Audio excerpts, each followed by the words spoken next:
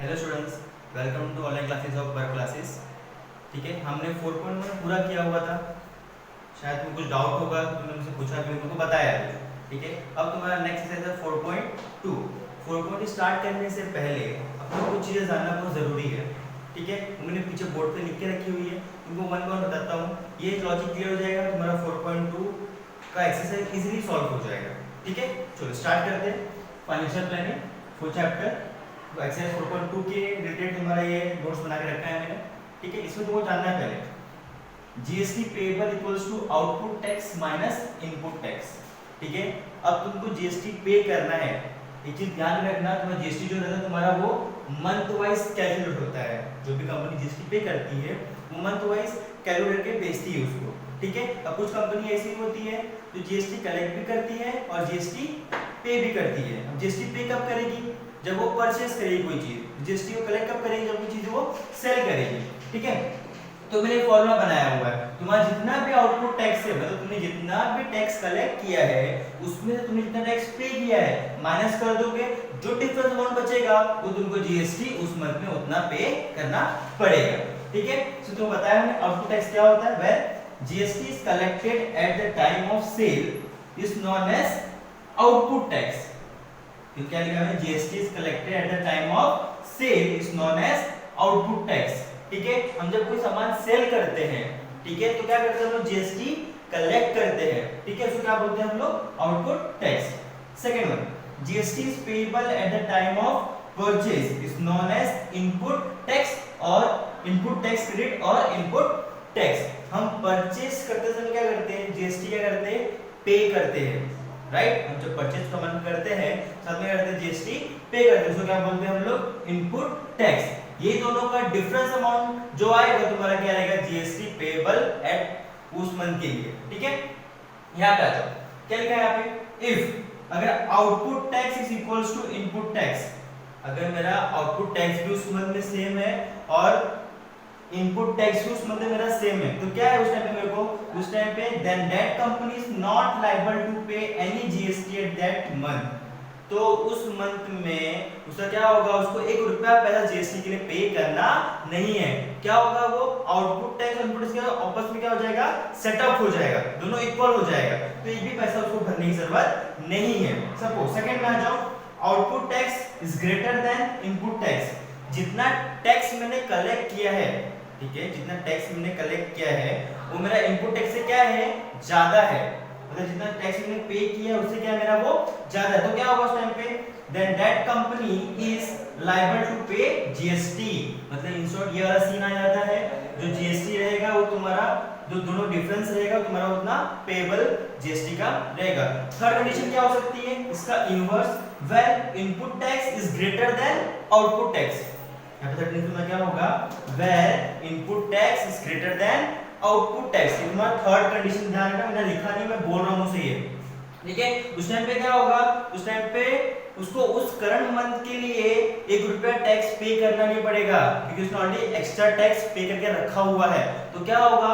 जो amount tax extra पे रखा है उसका वो नेक्स्ट मंथ में सेटअप हो जाएगा। गवर्नमेंट बोलती रिफंड करेंगे, रिफंड नहीं होता है, वो तुम्हारा नेक्स्ट मंथ में क्या होता है? वो तुम्हारा सेटअप हो जाता है। ठीक है, उस टाइम तुमको जितना भी टैक्स पे करना होगा उसमें तुम्हारा क्या होगा? अमाउंट क्या हो जाएगा? वो डिडक्ट हो जाएगा, लेस हो जाएगा। ठीक है, ये तुम्हारा टॉपिक है। राइट, तुमको ध्यान रखना है चीजें ये। जब तुम 4.2 का सम सॉल्व करोगे तुमको ये चीज ध्यान में रख के ही सॉल्व करना है। और तुम्हारा जो फर्स्ट टॉपिक था जो तुम सिखाया था मैंने 60% कैसे निकालना, वही तुमको अपने ध्यान में रखना है। तो तुम ये सब चीजें तुम्हारा 4.2 से रिलेटेड है।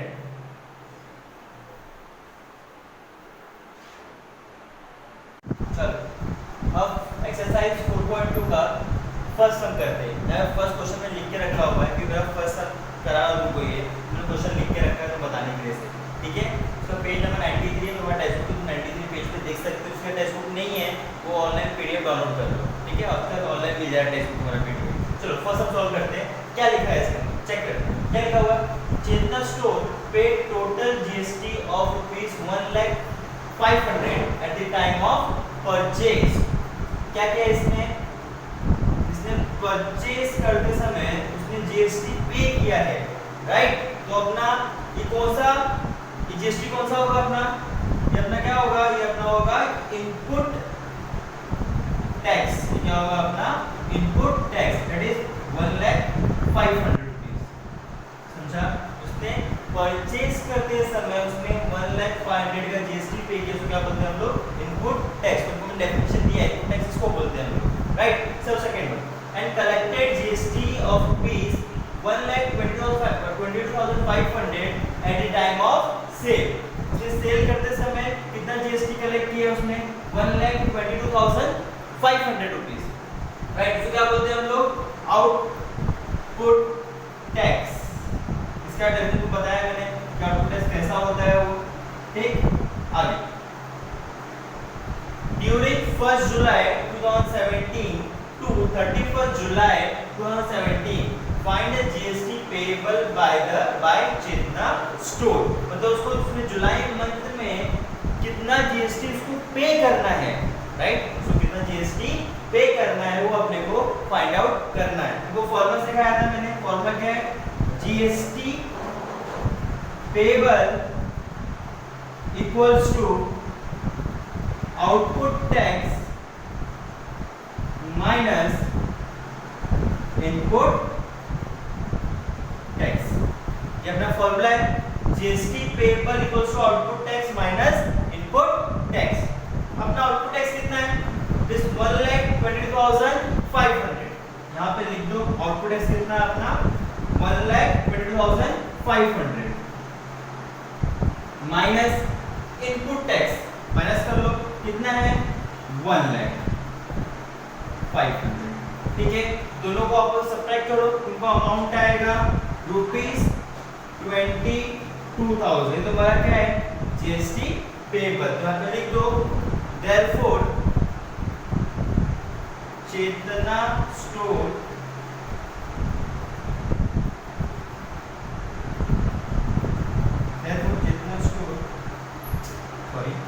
therefore GST payable by Chetna store is ₹22,000 in the month of July। Understood? बहुत बेसिक सम है, बहुत सिंपल सम है, ठीक है? 2 मार्क के लिए आ सकता है इसमें। तुमको क्या लिखा हुआ है? इनको सिर्फ इनपुट टैक्स और आउटपुट टैक्स फाइंड करना है। तुम्हारे सम में कहाँ दिया हुआ है, ठीक है? इनको सिर्फ कैलकुलेट करके इनको amount, different amount find out करना है।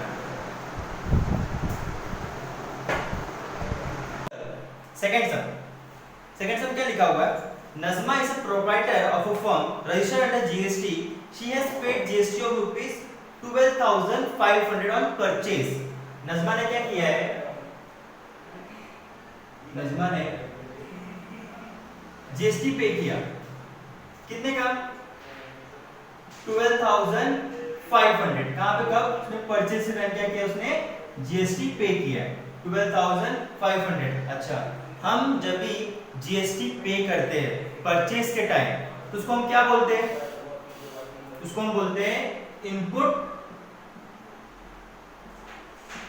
टैक्स और ITC, input tax credit, right? आगे पढ़ते हैं। And collected ₹14,750 on sales. उसने क्या किया?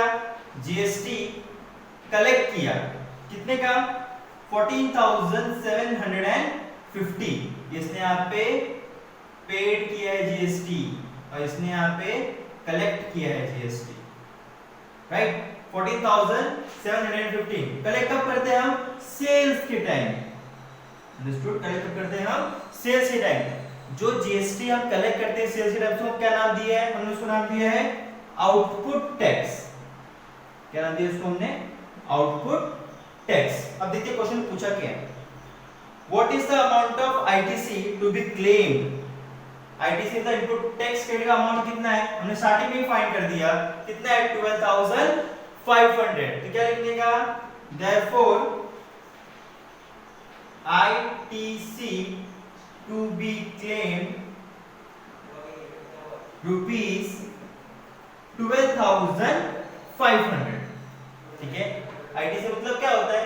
जो परचेज टाइम पे करते हैं उसको बोलते हैं हम लोग ITC। कितना अमाउंट हो? 12,500। Next one, what is the amount of GST payable, उसको कितना अमाउंट जीएसटी पे करना है। तुम वीडियो पॉज करो, खुद से सॉल्व करने की कोशिश करो एक बार। तो तुमको फॉर्मूला बताया था मैंने, GST payable equals to output tax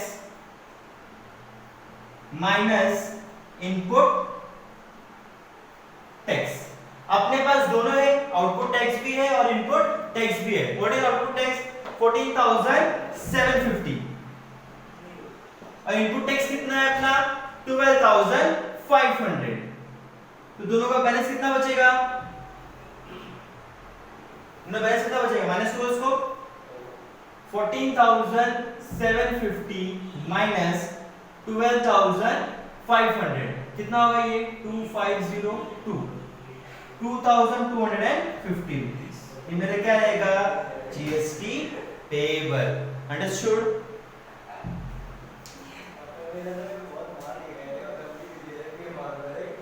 चलो अब करते हैं थर्ड सम।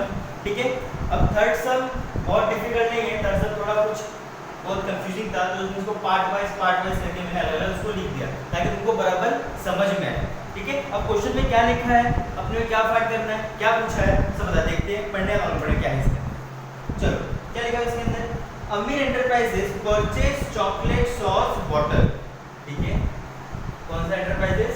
अमीर एंटरप्राइजेस। उसने परचेज किया कौन सा? चॉकलेट सॉस बॉटल परचेज किया उसने and paid GST of rupees 3,800। अच्छा, हम कभी भी जीएसटी पे करते हैं, ठीक है, तो हमारा क्या होता है? वो इनपुट टैक्स। अंडरस्टूड? वो हमारा क्या होता है? Input tax.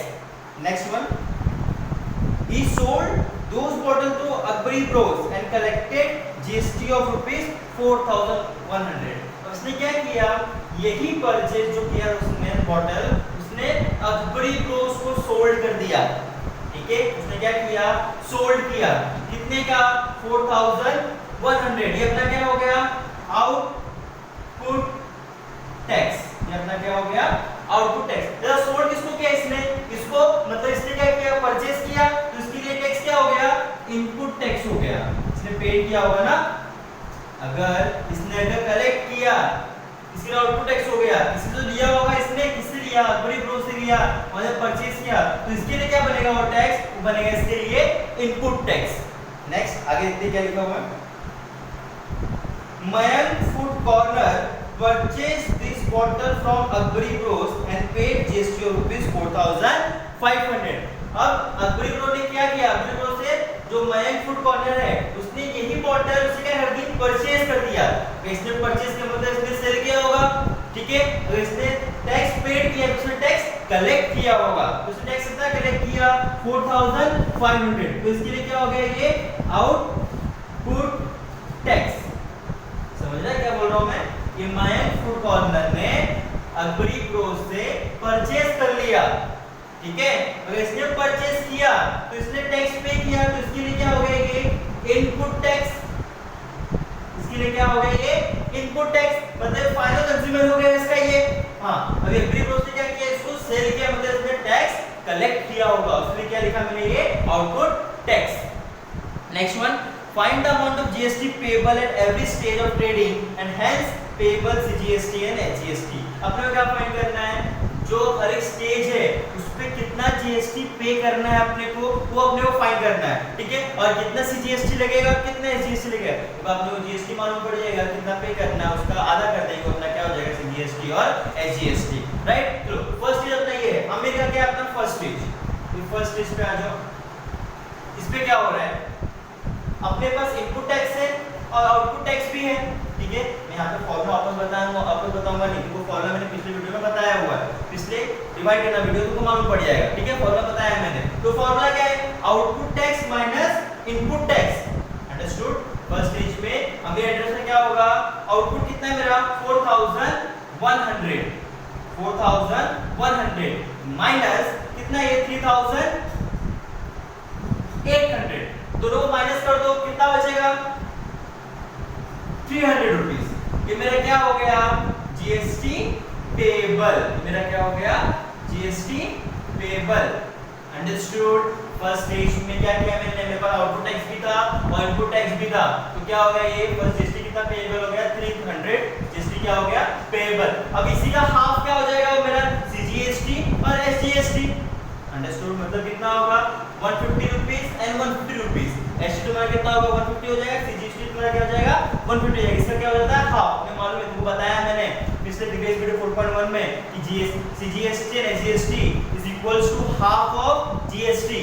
जीएसटी कितना है मेरा 300 है, सीजीएसटी का एसजीएसटी कितना होगा मेरा 150। मैं यहां पे लिख नहीं रहा हूं, तुम लिख लेना उस चीज पे, ठीक है। अब इस पे आते हैं, सेकंड स्टेज पे आते हैं।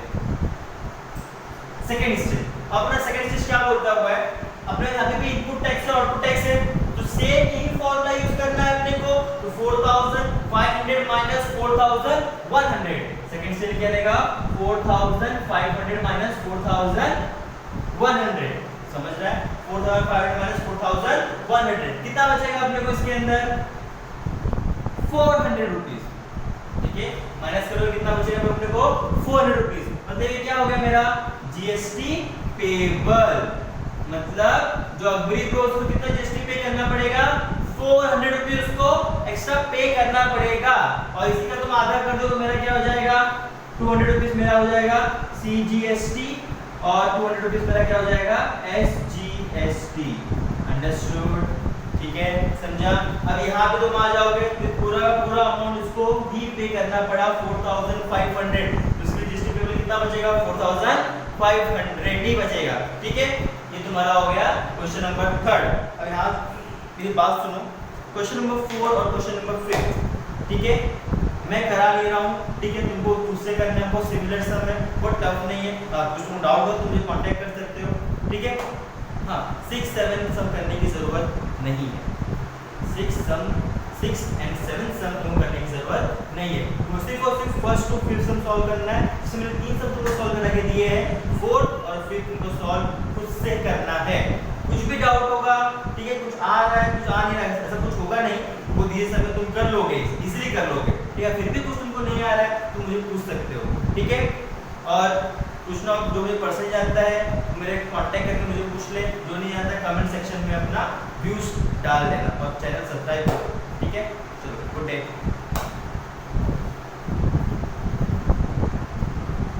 जितना सपोर्ट करोगे, जितना लाइक्स करोगे, ठीक है, जितना अपने अच्छे व्यू दोगे, उतना हम लोग नए नए अलग अलग वीडियोस डालेंगे इसके ऊपर, ठीक है, जो तुम्हारे बेनिफिशियल हो, तुम्हारे सब्जेक्ट के रिलेटेड, ठीक है।